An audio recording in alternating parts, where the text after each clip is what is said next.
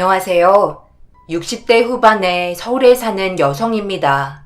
30년간 담아온 교직에서 최근 명예퇴직을 하고 텅 빈 시간을 어떻게 쓰면 좋을지 고민을 많이 하며 시간을 보내는 요즘입니다. 지난 스승의 날을 마지막으로 학교를 더 이상 나가지 않게 되니 막상 하루의 자유의 시간도 어떻게 효율적으로 써야 할지 어리둥절하더군요. 이것저것 할 것도 많고 해보고 싶은 것도 많았는데 요즘 왜 이리 무기력한지 모르겠습니다. 최근 제자로부터 한 통의 문자를 받았고 그 문자로 인해 10년 전 저에게 일어난 가슴 아픈 사연을 털어놓을까 합니다. 문자는 한 아이의 강연 영상이었는데 그 아이는 조로증을 앓고 있는 아이였습니다. 사연을 읽으시는 여러분들 중에서도 알만한 분들은 아실 수도 있겠네요. 어린 친구가 나와서 당당하게 강연을 하는 모습이 매우 인상적이었고 그 모습을 보자 20년 전에 잃어버렸던 제 딸이 생각이 나서 참을 수 없이 펑펑 울고 말았습니다. 조로증은 희귀한 유전 질환인데 어린 아이들에게 조기 노화 현상이 나타나며 생후 1, 2년은 정상 아이처럼 보이다가 자라면서 노화가 급속도로 진행되는 희귀병입니다. 노화가 일반 사람들에 비해 8배 정도가 급격히 진행되면서 일부 신체 기능을 발휘하지 못할 때가 오기 때문에 수명이 짧아져 적게는 13년 동안 살거나 많게는 20년 정도 살 수 있다 했지만 요즘은 의학이 예전보다는 많이 발달해서 더 오래 건강하게 살 수 있을 거라는 큰 기대를 가지고 있습니다. 20년 전 부모님의 주선으로 전 남편을 소개받아 결혼까지 갔었고 서로 교사라는 직업을 가지고 있어서 부모님들의 자부심은 대단했었죠. 당시 남편을 만날 때 저는 이제 갓 초등학교에 발령받은 초임 교사였는데 전 남편은 저보다 교직 생활을 먼저 한 선배였습니다. 전 남편은 다른 남자들과는 다르게 진중하면서 배울 점이 참 많은 사람이었고 그 모습에 반하고 말았죠. 몇 번의 만남을 가지면서 호감만 느끼고 있었는데 결혼 생각이 없었던 저와는 다르게 부모님은 하루빨리 안정적인 결혼을 해서 교직을 하길 바라셨어요. 하루는 전 남편을 만나고 집으로 돌아온 날 부모님은 기다렸다는 듯이 저를 앉혀놓고 황당한 말을 늘어놓기 시작하면서 제 의견은 안중에도 없으셨어요. 뭔가 결혼을 하기 위해 제가 이 자리에 있는 존재 같아서 마음이 씁쓸했습니다. 이제 너도 나이도 있고 어엿한 선생님이 됐잖니? 괜히 시간만 낭비하지 말고 우리 뜻대로 결혼해라. 그쪽 집안에서도 너를 예쁘게 본 것 같은데 네가 자꾸 뜸들이는 이유가 뭐야? 하루빨리 결혼하자고 이야기 꺼내봐. 그런 집안하고 사돈 맺기 힘들어. 우리 집안이 잘 되려면 돈 있는 집안이 제일이야. 사돈이 어제 결혼만 하면 며느리 될 아이한테 아낌없이 준다잖니. 그게 무슨 말이겠어? 그 집 재산은 다 네 거라는 거야. 네가 조금만 적극적으로 나가봐라.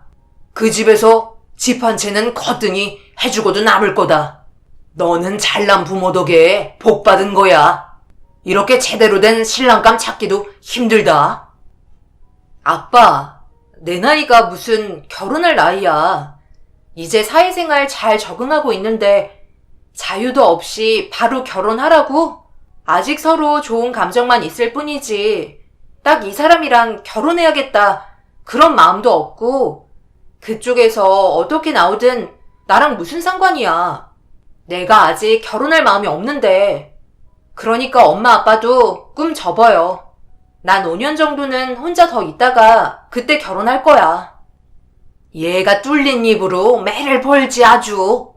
결혼도 다 때가 있는 거야. 너 5년 있다 결혼하면 뭐 볼 게 있어? 잘난 선생님 직업 하나밖에 더 있니? 그때는 나이도 꽉 차서 어느 남자가 너를 좋다고 해. 젊고 예쁜 선생님한테 가겠지. 그쪽 아버지가 내년에 사업을 크게 한대. 지금 하는 사업도 잘 나가는데 다른 사업은 얼마나 더 잘 나갈 거야? 그러니까 잔말 말고 결혼 이야기 나오면 고개만 끄덕이고 있어. 나머지는 엄마랑 아빠가 알아서 할 테니까. 부모님의 생각은 너무나 완강하셔서 울며 겨자 먹기식으로 결혼을 하고 말았습니다.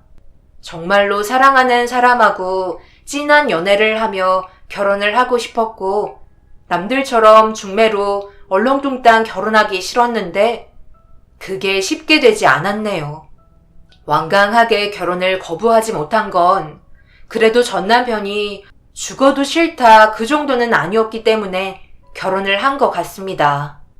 저도 전 남편에 대해 어느 정도 호감이 있었기 때문에 결혼을 크게 거부하지 않았던 거겠죠. 그렇게 결혼을 하고 시댁과 가까운 곳에서 살림을 꾸렸습니다. 전 남편이 장손이었고 밑으로 여동생이 2명 있어서 시부모님들은 저희 부부에게 손주를 빨리 바라셨어요. 하지만 각자 학교에 다니고 있었고 남편은 학교에서도 이것저것 직함들을 맡아서 교직 생활을 했기 때문에 서로 바쁘게 지내게 됐었죠. 서로 매번 담임을 맡으면서 학교 생활의 보람을 느끼며 살아가고 있었습니다. 그나마 둘이 시간과 여유가 있는 날은 방학 정도였는데 방학을 하며 며칠 지나지 않아 시부모님의 호출이 있었어요. 그때가 결혼 2년차에 접어들 무렵이었던 것 같네요. 무슨 일인지 아침 일찍부터 집으로 오라는 전화를 하셔서 전 남편과 어리둥절해하며 시댁을 찾아갔는데 시부모님은 치욕스러운 말을 입에 담으며 저에게 모욕을 주셨고 너무나 놀라서 입을 다물 수가 없었어요. 결국 울면서 시댁을 나왔네요.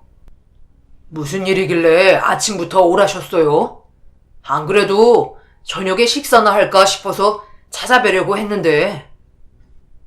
지금 밥이 넘어가니? 너희 결혼한 지가 언젠데 왜 소식이 없는 거야? 요즘 밤에 잠자리는 좋니? 지금 아이를 가져야 돼. 종속인 네가 우리 대를 이어야 하는데 너무 안일해 하고 있는 거 아니니? 엄마랑 아빠는 발등에 불 떨어졌구만. 아들아, 우리 집에서 네 역할이 얼마나 중요한지 알지? 어찌됐든 너희 백년가약으로 결혼을 한 부부잖니? 그럼 당연한 순리로 아이를 가지는 게 맞는데 아무리 기다려도 아이 소식은 없고 우리가 오죽 답답하면 이렇게 불렀겠니? 요즘 방학이니까 학교 다닐 때보다 시간도 많을 테고 우리가 좋은 날을 받아왔으니 이날은 꼭 잘 봐둬라. 며느리야, 우리말 무슨 뜻인지 알겠지? 남자는 자고로 여자가 잘 들어와야 한댔다. 선생님이라 말귀는 알아듣겠지.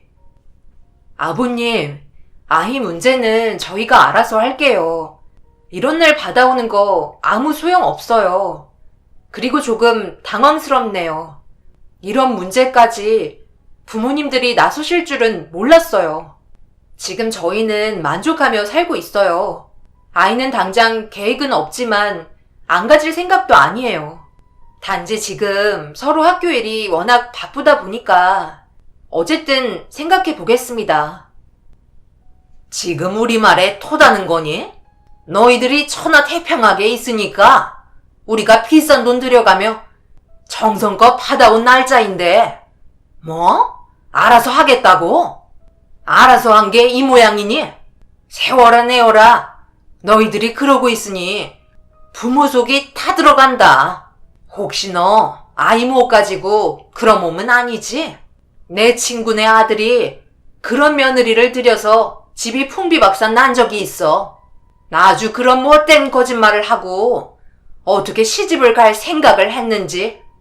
우리 아들은 어렸을 때부터 건강했는데 이렇게 아이가 안 생기는 것 보면 너한테 문제 있는 거 아니니? 내가 요즘 잠이 안 와. 아이 어머니, 그런 말이 어딨어요. 저희 둘 다 건강하고 문제 없어요. 그냥 서로 지금이 좋아서 그러는 거예요. 중간에 남편의 말로 시모의 공격이 일단락됐지만 너무나 서럽고 분해서 시댁을 뛰쳐나올 수밖에 없었습니다. 아무리 손주를 원하신다 해도 제 앞에서 그렇게 말하시면 안 됐는데 그날은 상처만 남긴 날이었네요. 그 후로 시부모님의 눈치와 압박은 날이 갈수록 심해져서 명절이나 가족 모임에 시댁에 가는 게 스트레스가 되었습니다. 친척들 앞에서 대놓고 아이 못 가지는 이유가 저라며 면박을 주시기도 했죠. 친정 부모님께도 조심스럽게 이 사실을 말했지만 돌아오는 답은 너무나 뻔한 답이었어요. 그냥 제가 참고 견디라는 말과 저를 위해서 그런 것이라며 어련히 알아서 신경 써 주신 건데 네가 너무 과민 반응한 거 아니냐는 말들이 왔고 오히려 친정에서 더 아이를 가져야 예쁨 받는다며 잔소리를 했습니다. 그 말을 듣고 더 이상 이 일로 부모님과 상의드리지 않았네요. 그렇게 시간이 흘러 새학기를 맞이해 학교 발령이 떨어지는 때에 전 남편의 발령받은 장소가 살림집하고 1시간 정도 떨어진 학교에 발령이 나고 말았습니다. 하는 수 없이 주말 부부로 지내야 했지만 오히려 저희 부부에게 주말 부부는 활력이 되어 주었고 주말에만 만날 수 있어서 더 애틋한 사이가 되었네요.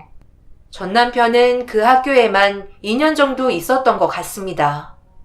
주말 부부로 인한 건지는 모르겠지만 그때 아이가 생기면서 시부모와 남편과 친정 식구들은 뛸 듯이 기뻐했어요.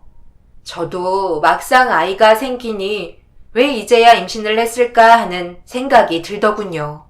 너무나 신비롭고 위대한 일에 동참하는 기분이어서 제가 마치 대단해 보였습니다. 아이와 만날 날을 손꼽아 기다리는 시간이 너무나 행복했고 10달을 품고 드디어 아이를 만나게 되었는데 딸 아이였네요. 너무나 사랑스럽고 매일이 날아갈 듯 행복했습니다. 아픈 몸은 언제 아파냐는 듯이 나으면서 아이와 처음 만난 날은 평생 잊을 수 없는 기억이 되었어요. 너무나 작은 손으로 힘겹게 제 새끼손가락을 붙들고 있는 그 감촉은 말로 표현할 수 없을 정도로 가슴을 벅차게 만들었습니다. 아이를 출산하고 학교는 잠시 쉬며 2년 정도 제가 직접 육아를 하며 딸을 돌봤어요. 그러다 휴직이 끝나는 시간이 다가오면서 자연스럽게 시부모님들이 딸을 돌봐주는 상황이 왔습니다. 그래도 한 동네에 시댁이 가까이 있어서 딸을 다른 사람 손에 아닌 할머니, 할아버지 손에 맡길 수 있어서 다행이었죠. 처음에는 아들 손주가 아니어서 그런지 별말 없으셨지만 점점 손녀가 귀여운지 잘 봐주시는 듯 했고 믿으며 학교에 다시 나갈 수 있었어요. 딸을 키우면서 가장 기억에 남는 것이 있다면 첫 생일 맞아 딸에게 뜻깊은 선물을 해주고 싶어서 주말에 시간을 내서 목걸이를 만들어주는 곳에 가 직접 딸을 위한 목걸이를 만들었던 적이 있습니다. 저와 딸아이의 새끼손가락이 서로 연결된 조각을 만들었고 그 안에 딸아이 이름을 새겨주었어요. 세상에 하나뿐인 목걸이라 소중했고 가격이야 많이 나갔지만 그 정도의 값어치를 하는 선물이었습니다. 그렇게 딸과 저희 세 식구는 언제나 변함없이 행복할 줄만 알았지만 시부모님의 엄청난 실수로 모든 꿈은 사라지고 말았네요. 학교에서 수업을 하고 있는데 시부모님의 전화가 왔는데 다급한 목소리로 딸아이를 잃어버렸다는 전화였습니다. 그 당시 딸이 20개월이 지났을 때고 머리카락이 너무 나지 않아 검사를 받기 위해 대학병원에 가는 날이었어요. 뭐가 그렇게 바빴다고 중요한 일을 나이든 시부모에게 맡겼는지 차라리 주말이나 평일에 학교에 조퇴를 내고 제가 직접 갔어야 하는 후회가 밀려왔지만 이미 때는 늦었고 아이를 잃어버리게 됐으니 가슴이 미친 듯 뛰며 아려왔습니다. 복잡한 병원에서 아버님이 병원 접수를 하러 간 사이 딸아이는 이제 막 걷기 시작해서 병원 로비를 헤집고 다녔다고 해요. 그러다 아이가 순간 눈 깜짝할 사이에 사라졌고 아무리 애타게 부르고 찾아봐도 못 찾자 전화한 거라며 당장 병원으로 오라는 말을 했습니다. 어떻게 병원에 갔는지 기억도 나지 않네요. 손발이 너무 떨리고 정신이 반쯤 나가서 병원 전체를 돌아다녔던 것 같습니다. 결국 6개월이 넘어도 딸아이는 찾지 못했고 학교를 당분간 휴직하고 말았어요. 이 정신으로는 누군가를 가르칠 수 없어서 딸아이가 없는 일상과 더 이상 볼 수 없는 슬픔에 제대로 살 수가 없었네요. 그렇게 하루하루를 간신히 살고 있는데 어느 날 남편이 함께 시댁에 가자며 저를 설득했습니다. 아이를 잃은 뒤로 시댁에 간 적도 시부모를 만난 적도 없었죠. 어떻게 그 사람들을 아무렇지 않게 볼 수 있겠어요. 하지만 그날따라 남편이 심각해서 저는 남편을 따라 시댁에 갔죠. 그런데 가지 말았어야 했어요. 너무나 충격적인 게 저를 기다리고 있었는데 참았던 에너지가 모두 빠지는 기분이 들면서 그 자리에서 쓰러지고 말았네요. 시댁에서는 수정이와 비슷한 또래의 남자아이가 낮잠을 자고 있었고 어디서 온지 모르는 그 아이를 보자 너무나 황당했습니다. 내가 네 면목이 없어서 집에 안 와도 별말 없었다. 하지만 언제까지 이렇게 살 수 없는 노릇 아니니? 이제 수정이는 그만 있고 너도 네 삶을 살아야지. 학교도 다시 나가고 말이야. 너 아이들 가르치는 게 제일 좋다고 했잖아. 그 생각으로 기운 내라. 그리고 막 낮잠에 들어서 깨울 수가 없는데 얼마 전에 밤에 종석이가 문을 두드리며 찾아왔어. 아이 엄마가 집을 나갔다며 어린 아들을 내 품에 안기는데 얼마나 놀랐는지 모른다. 너한테는 어쨌든 미안하게 됐지만 우리 손주라는데 어떻게 안 볼 수 있니? 종석이가 주말부부 할 때 생긴 아이라고 하더구나. 수정이랑 7개월 정도 차이 나는 것 같고 이게 무슨 날벼락인지 나도 모르겠다. 그래도 우리가 맡아서 키워야지 어쩌겠니? 애 엄마도 도망갔다는데. 그게 무슨 말씀이세요? 종석 씨한테 아이가 있다니요? 어떻게 된 거야? 그럼 수정이 있는 동안 나를 감쪽같이 속인 거네? 어떻게 그럴 수 있어? 당신이 그러고도 사람이야? 그동안 나 몰래 두 집 살림이었던 거구나? 두 집 살림은 아니야. 그 여자가 혼자서 키우겠다고 해서 그냥 양육비만 주면서 지냈어.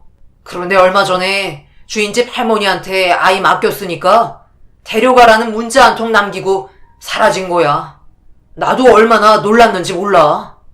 당신 보기도 그렇고 부모님한테도 죄송스럽고 정말 미안해. 그렇지만 이 아이를 어떻게 두고 오겠어? 당신은 전혀 신경 안 쓰게 앞으로 부모님이 봐주신대. 그러니까 당신하고 나는 전혀 달라질 게 없어.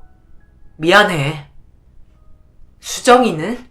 우리 수정이한테는 미안하지도 않아? 그리고 달라질 게 없다니 왜 없어? 난 배신감 때문에 당신하고 앞으로 못 살아. 그리고 저의 얼굴 보면서 어떻게 제정신으로 지낼 수 있겠어? 가뜩이나 우리 수정이랑 나이도 비슷한데 저 아이 자라는 동안 어디에서 외롭게 지내고 있을 수정이는 어쩌란 말이야? 당장 수정이 찾아와. 어머님 아버님도 이러시면 안 되죠. 아들이라서 좋으셨어요? 종석 씨를 싸고 도실 때가 아니라고요. 이 상황을 만든 것에 책임을 물으셔야지 어떻게 좋다고 아이를 맡겠다고 하세요? 수정이 일은 우리가 너한테 미안해 할 만큼 하지 않았니? 너도 나중에 되면 우리한테 고마워할 순간이 올 거야. 솔직히 나는 지금 이 순간이 얼마나 다행인지 모르겠다. 우리한테 못 올 뻔한 아이였는데 이렇게 얼굴 볼 수 있어? 얼마나 다행인지. 그리고 아들이라잖니. 이 아이 보면 오히려 더 감사해야 돼. 수정이 때처럼 우리가 사랑 주면서 키우면 얼마나 좋겠니? 너도 없는 수정이 그만 잊어라. 그래야 네가 살지. 그리고 저 아이 한번 봐라. 얼마나 새근새근 잘 자는지. 다들 제정신이 아니시네요. 아가씨들이 제 상황이었으면 그래 좋다, 네가 키워라 이러실 수 있으세요? 어떻게 부모라는 분들이 내 자식만 위하시고 남의 자식한테는 억장이 무너질 정도로 상처를 주실 수 있으세요? 그러면서 뻔뻔하게 이 상황을 감사하라니요. 세상에 어떻게 그런 말씀을 하실 수 있는지 저는 도저히 사람된 도리로서 이해가 되지 않네요. 종석 씨랑 이혼할게요. 더 이상 신뢰도 깨졌고 어머님 아버님 얼굴 보기도 너무 힘드네요. 이혼은 안 된다. 우리 집에서 이혼은 절대 용납 못해. 우리가 너 생각해서 그러는 거 아니니? 언제까지 미친 사람처럼 그렇게 살 건데? 사람이 살다 보면 가슴 아프고 억울한 일이 한둘이겠어? 사람 사는 거 다 똑같다. 우리보다 더 상황이 안 좋고 힘든 사람들이 얼마나 많아? 그래도 다들 이악 물고 살아. 너처럼 어리광 부리지 않는단 말이야. 시부모님들은 더 이상 말이 안 통했고 남편과는 아예 대화 자체를 하고 싶지 않았어요. 시댁 사람들은 마치 수정이가 없던 아이였던 것처럼 행동하면서 수정이에게 갔던 관심과 사랑을 모두 남편이 밖에서 데려온 아이에게 갔습니다. 매일 하루하루가 너무 힘든 나날들이어서 점점 제 인생이 망가지는 것 같아 이대로 있을 수 없어서 남편에게 다시 이혼을 요구했지만 차라리 별거를 하자는 말을 했고 집을 얻어서 따로 살기로 했습니다. 시댁의 대소사는 남편을 통해서 연락받았지만 신경 쓰지 않았어요.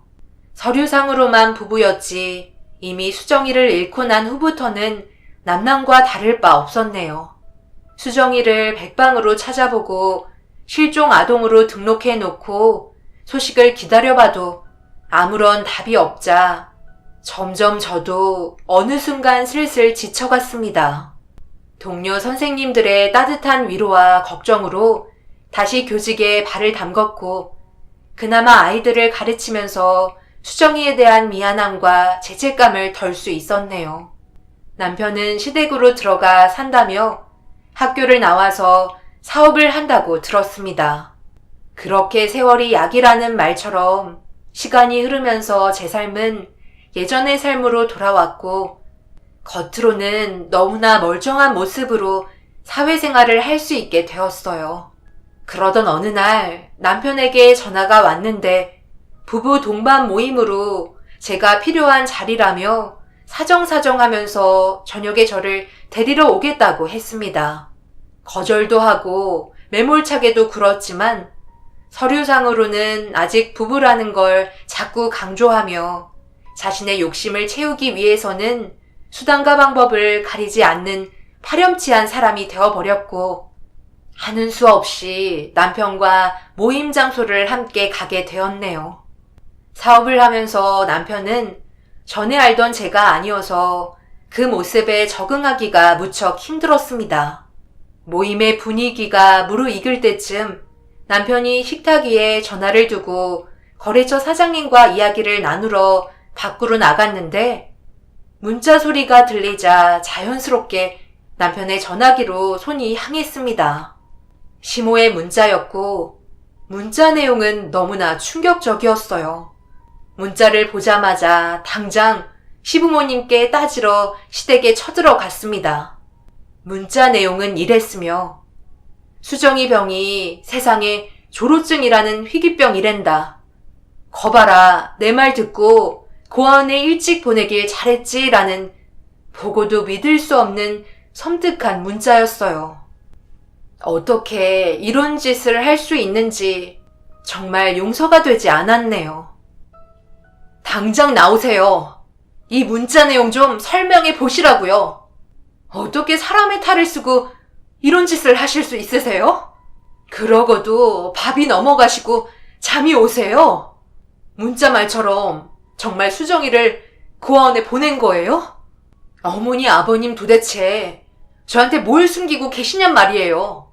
종석 씨도 한패였어요? 우리 수정이를 어떻게 했길래 이런 문자가 와요? 한밤중에 이게 웬 소란이냐? 도대체 무슨 문자길래 이 난리인 거냐? 오랜만에 와서는 이렇게 행패 부려도 되는 거야? 이게 무슨 경우야? 너는 그렇게 배웠니? 어른들 앞에서 두 눈을 치켜뜨며 노려봐야겠어? 도대체 무슨 문자길래? 어디 한번 줘봐라. 당신 종석이한테 이런 문자를 보냈어? 내가 보내지 말라니까. 그냥 집에 와서 들으면 되는데 뭐가 그렇게 급하다고 기어이 문자를 보내서 이렇게 상황을 만들어? 뭡니까? 지금 여기서 무슨 작당을 하신 거예요?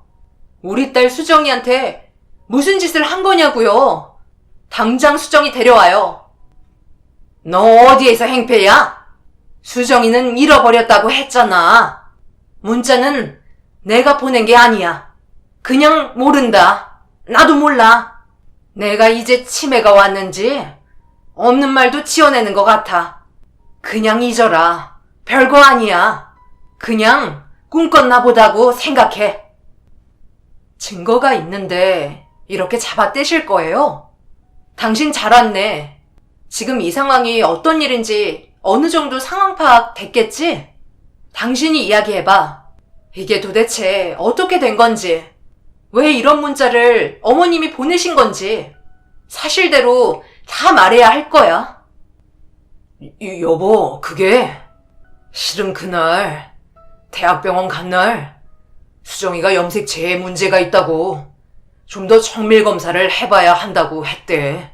부모님이 놀라서 나한테 전화 왔었고 수정이한테 앞으로 잘하면서 장애가 올 수 있을 것 같다는 의사 말을 들으시니까 부모님이 겁이 나셨나 봐. 그리고 나도 아들에 대해서 이야기했지. 그렇게 말하고 나니까 부모님도 어리석은 행동을 하고 만 거야. 나도 듣고 너무 놀랐어. 처음에는 두 분 다 그럴 의도는 없으셨는데 당신이나 나를 생각하면 건강한 아이들 키우는 것도 힘든데 아픈 아이를 키우면서 상처받을 우리 생각하시니까 힘들지 말라고 그런 선택을 하신 거야.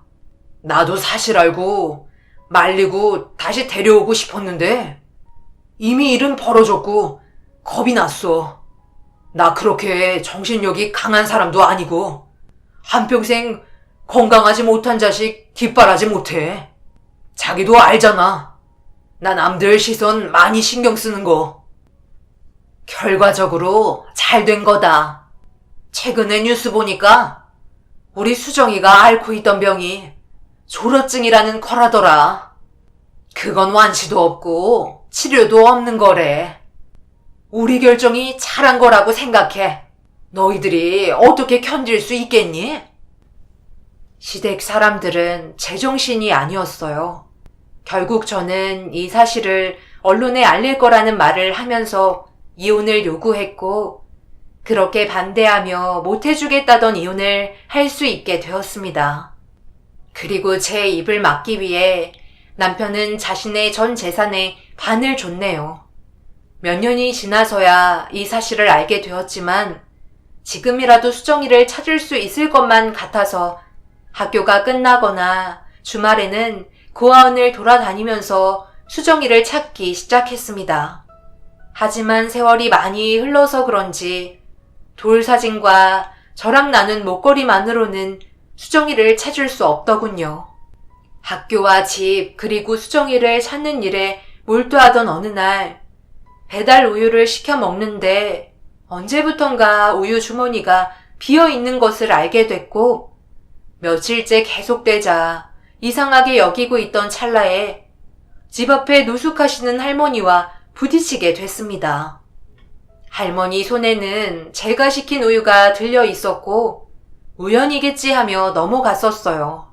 그 후로 자꾸 눈에 거슬리는 할머니가 보였는데 한 번은 집 앞에 우유 주머니에서 우유를 빼는 할머니를 보게 됐습니다. 더 이상 할머니와 엮이고 싶지 않아 집 앞에 쭈그려 앉아있는 노숙 할머니를 경찰에 신고했더니 할머니를 데리고 갔어요. 며칠 할머니는 눈에 보이지 않았고 안심하던 중에 경찰서에서 전화가 왔는데 전화 내용은 노숙 할머니가 잃어버린 제 딸이라는 거였습니다. 경찰의 말에 다시 한번 물었더니 정황상 제 아이임이 확실하다며 경찰서로 오라고 했네요. 너무 놀라 서둘러 경찰서에 갔는데 전화를 한 경찰의 손에는 제가 몇십 년을 뿌리며 다녔던 전단지가 들려 있었어요. 그리고 노숙 할머니인 줄만 알았던 그 아이의 목에는 저와 나눈 목걸이가 있었네요. 경찰은 원한다면 유전자 검사를 해줄 수 있다고 해서 이미 확신에 찬 저였지만 유전자 검사를 신청했고 당연히 제 딸임이 틀림없는 사실을 종이 한 장으로도 확인할 수 있었습니다. 그 후 매일 꿈으로만 그려왔던 수정이와 함께 살게 되었죠. 시댁 사람들에게는 실망이 너무 커서 수정이에게 도움이 될 사람이 아니라는 것을 알기 때문에 알리지 않았습니다. 친정 식구들한테도 알려봐야 수정이만 상처받을 것 같았고 사람들의 편견과 악함에 수정이를 다치게 할 수 없어서 알리지 않았어요. 분명 가족들의 시선으로 아파할 수정이가 눈에 그려졌죠. 20년간 떨어져 각자의 삶을 살았기에 그 공백을 메우기란 처음에는 너무 힘들었어요. 당장 살 곳이 없었던 수정이는 저를 엄마로 받아들이기보다는 신세지는 어떤 사람 정도로 여기며 딸아이의 다친 마음을 쉽게 열지 못했습니다. 제가 학교에 가 있는 동안에 딸은 식탁 위에 올려있는 돈을 들고 혼자서 여유로운 시간을 가졌다고 해요. 책을 사러 서점에 가기도 하고 예쁜 옷집에 들러 옷 구경도 하며 자신에게 주어진 시간을 후회 없이 썼다고 했습니다. 즐거운 표정으로 하루 일과를 말하는 딸의 모습을 보니 가슴이 먹먹했고 혼자 다니는 수정이를 보자 마음이 아팠습니다. 아무도 입 밖으로 꺼내지는 않았지만 저와 수정이는 함께할 시간이 별로 없다는 것을 알고 있었죠.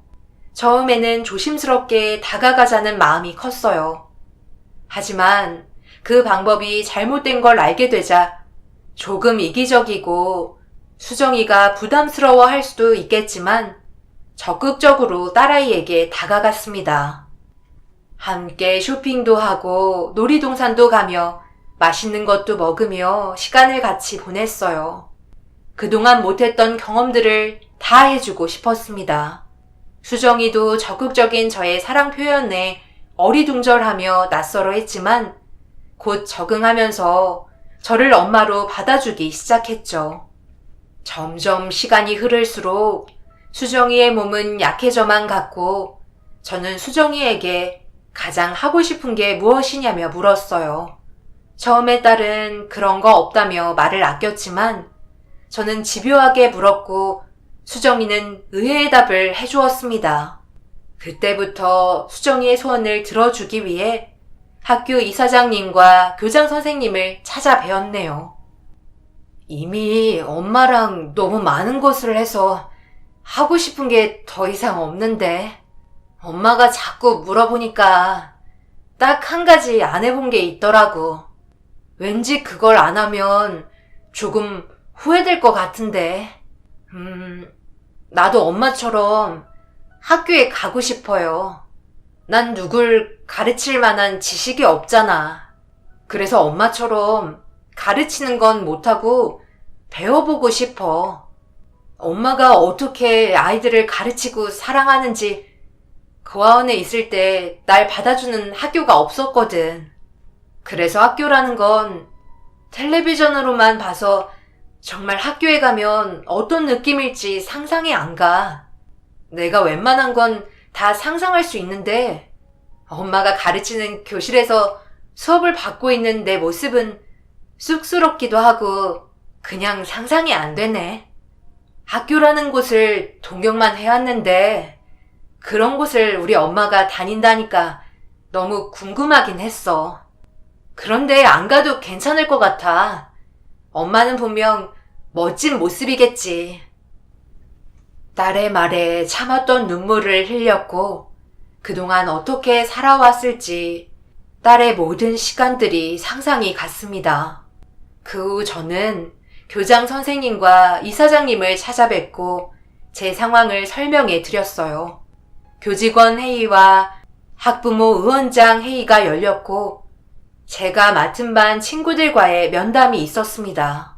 그렇게 여러 과정과 절차를 밟으며 학교 측의 배려로 수정이를 학교에 데려갈 수 있었어요. 한쪽 자리에서 수줍은 미소로 저를 바라보는 딸의 모습을 보자 마치 사랑하는 연인에게 잘 보이고 싶은 마음처럼 저 또한 괜히 떨리는 첫 수업을 하고 말았네요. 수정이는 1교시와 2교시만 참석했고 집으로 돌아갔습니다. 남들과는 모든 게 다르고 부당했지만 딸은 불평 한 번 하질 않았어요. 좀 더 일찍 만났더라면 제 그늘 아래서 당당하게 살 수 있게 해줄 수 있을 텐데 라는 후회도 가끔 밀려왔습니다. 딸은 점점 몸이 아프고 안 좋아지는 것을 느낀다고 했지만 그에 반해 행복함은 갈수록 높아진다고 했어요.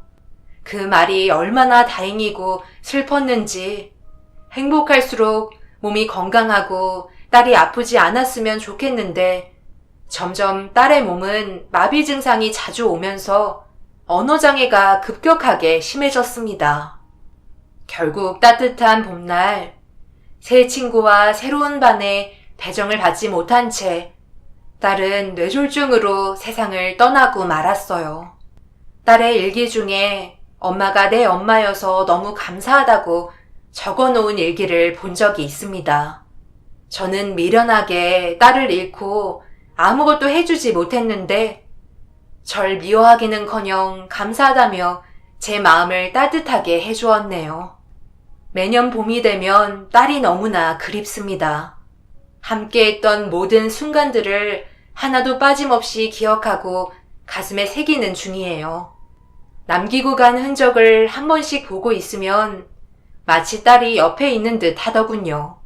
아직은 건강하다고 자부하지만 점점 나이가 들면서 기억력이 하나둘 사라지는 것에 대한 두려움이 있기에 딸과의 기억들을 새기는 하루아침 일과가 저에게 너무나 소중하네요.